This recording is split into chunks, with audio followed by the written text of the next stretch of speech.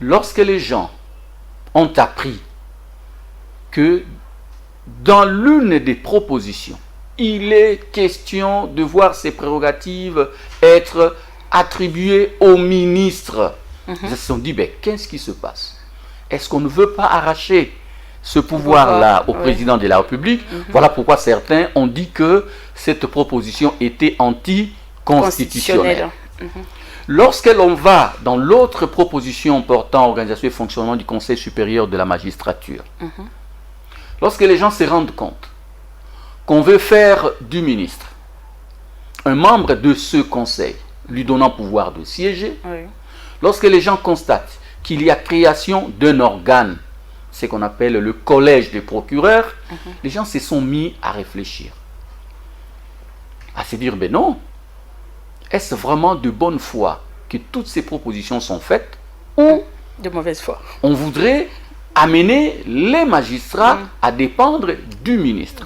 Parce que n'oublions pas, le ministre de la Justice dispose déjà d'un pouvoir d'injonction sur les magistrats du parquet. Parce que là aussi, il faut faire la part des choses.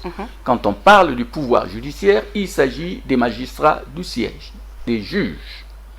Mais les magistrats du parquet, eux, travaillent sous l'autorité du ministre de la Justice. Alors, les gens ont cherché à savoir où se sont dit qu'il y a renforcement exagéré du pouvoir du ministre de la Justice pour l'amener à interférer dans le travail du magistrat du parquet. Parce que n'oublions pas que même si le ministre de la Justice dispose de ce pouvoir d'injonction, même si le parquet dépend de l'exécutif, mais les magistrats de ce corps sont appelés à travailler de manière indépendante, entre guillemets. Et que... Il faut une séparation du pouvoir quand même. Justement, la séparation du pouvoir voudrait interdire à un organe d'interférer dans le fonctionnement d'un autre. À partir du moment où les magistrats qui sont membres du Conseil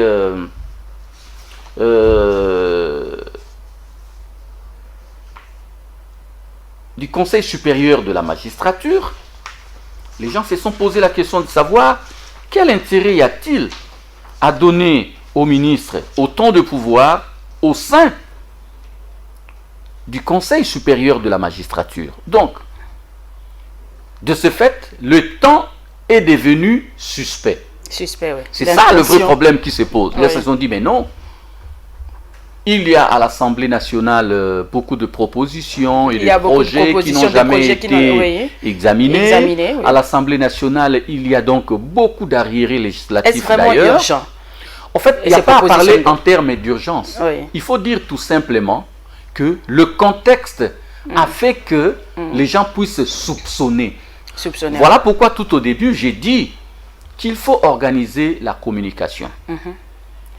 Que ceux qui sont membres de la coalition sachent que pour des questions sensibles, il est important à ce qu'ils puissent en discuter au sein de la coalition, pour que les membres qui sont responsables des organes de cette coalition, je me pose même la question de savoir si cette coalition est formellement organisée, mais si tel était le cas, les membres de cette coalition, les membres de la coordination, allaient avoir pour mission de relayer ces différentes propositions au niveau de leur base.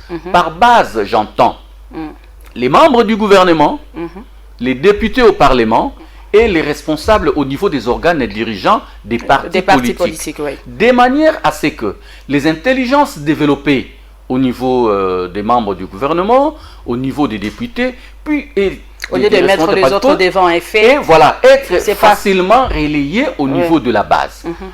Nous avons vu, par exemple, quand il y avait cette alliance Palou et majorité au pouvoir, sous Kabila, les choses passaient facilement parce qu'apparemment, il y avait soit un système de concertation ou bien tous les gens étaient aux ordres. Mais il s'est fait malheureusement qu'aujourd'hui, il est difficile pour un parti comme l'UDPS d'être aux ordres.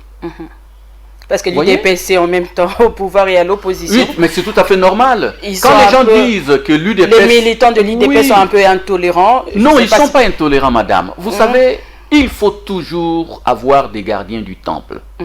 En fait, chez nous, surtout lorsque nous avons le pouvoir... C'est vraiment un parti de masse. Nous avons tendance à croire que quand on est au pouvoir, on doit se permettre les choses. Non. Quand on est au pouvoir, on doit surtout se référer au combat pour en protéger les valeurs. Aujourd'hui, les membres de l'UDPS émettent le crainte de voir leur combat être dilué par le plaisir du pouvoir ou par la jouissance. Voilà pourquoi la base, constituée des combattants et combattantes, s'érige en gardien, en policier, en gendarme de ces valeurs. Donc, si par exemple cette question était débattue au niveau de la coordination de la coalition, au niveau on n'en serait pas là aujourd'hui. On n'en serait pas là, une compréhension se serait dégagée. Parce que qu'est-ce qui se passe, madame? Que vous le vouliez ou pas, nous assistons à des mauvaises scènes. Aujourd'hui, vous n'allez pas dire à un membre de l'UDPS que le ministre de la Justice actuel, qui est FCC, donne des garanties pour l'avenir même de cette coalition. Donc, les gens ne se font pas confiance. Et là où les gens ne se font pas confiance, il faut un dialogue, il faut une bonne communication.